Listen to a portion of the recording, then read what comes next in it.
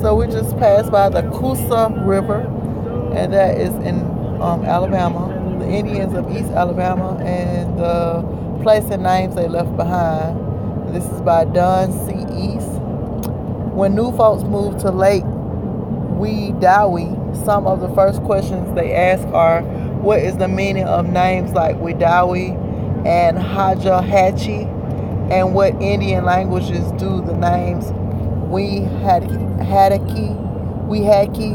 and Fixico come from? Many of us locals have been asked many times, how do you pronounce the name of it?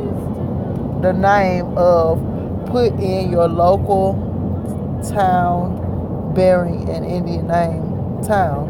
All of us have heard questions like these before, probably many times. It turns out that there's a good reason we East Alabama natives have heard such questions more often than the residents of other areas in Alabama.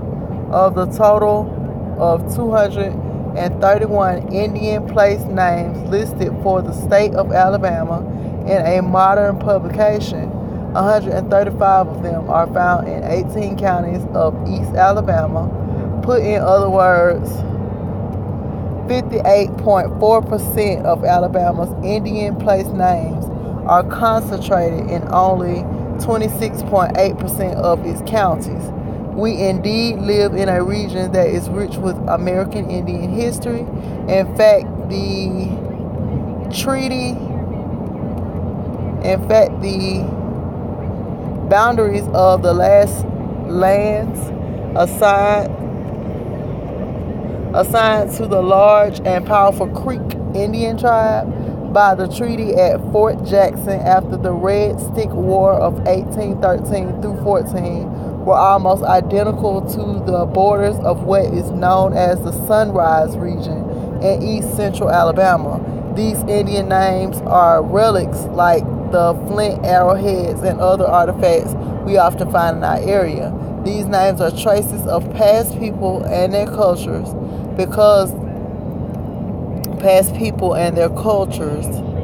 people discovered by foreign explorers, infiltrated by early American traders and settlers, and eventually forcefully moved from their lands. Fortunately, historians, social scientists, ethno-linguists, etymologists, along with toponymology and onomastics experts are interested citizens have worked together to preserve these interesting place names as a part of our modern culture. When we identify a particular word as Indian in origin, we are hopefully not inferring that all Indians or their languages are the same. There is neither a single Indian people nor a single Indian language, but many different peoples with vastly differing racial characteristics, cultures, and languages. In fact, the Indians of the Americas are as different from each other as are Spaniards, Irish, and Russians, or maybe some more. Some linguistic scholars believe that when the whites arrived in the New World, the native Indians were speaking some 2,200 different languages. Attempts to classify the various American Indian languages into related families and branches, as has been done for other world languages, have been numerous and full of problems. One of these classification systems for American Indian languages was made as early as 1891 and is still in use by some scholars today.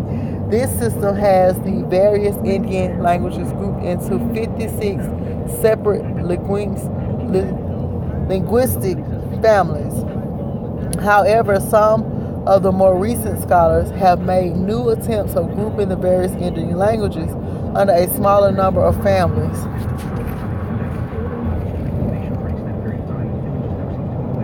Some with as few as 4 or 6 families. None of these simplified classifications has yet being fully accepted. However, it appears that in time, some satisfactory system will be devised that will link all the world languages back to a minimum of common parental tongues, one commonly used and more modern Indian language classification system is that devised by Harold Driver in Indians of North America, written in 1961. His system of classification is broken into 21 families, most of which have 2 or more branches. Using this system, we find that there were 4 Indian languages families represented in the state of Alabama as follows: Algonquian, and we know that Higher Mark let us know that is us. The Ritwan, Kantuna, the Iroquois. We spoke Algonquian, and we were the Iroquois. The Caddoan, the Gulf, and the Suoan Yuchi. We will revisit these 4 language families later in this article.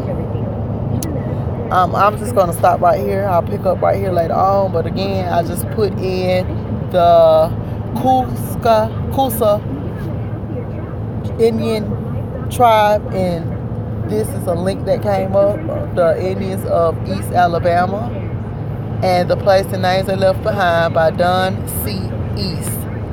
And I'm going to pull up this so you can see. It's a PDF, and I'm going to, like I said, continue it probably later. I'm a little sleepy right now, but just wanted to let you know, like, every place that we're riding through has some type of history. And this is it. I'm just going to save it. All right. Peace and blessings.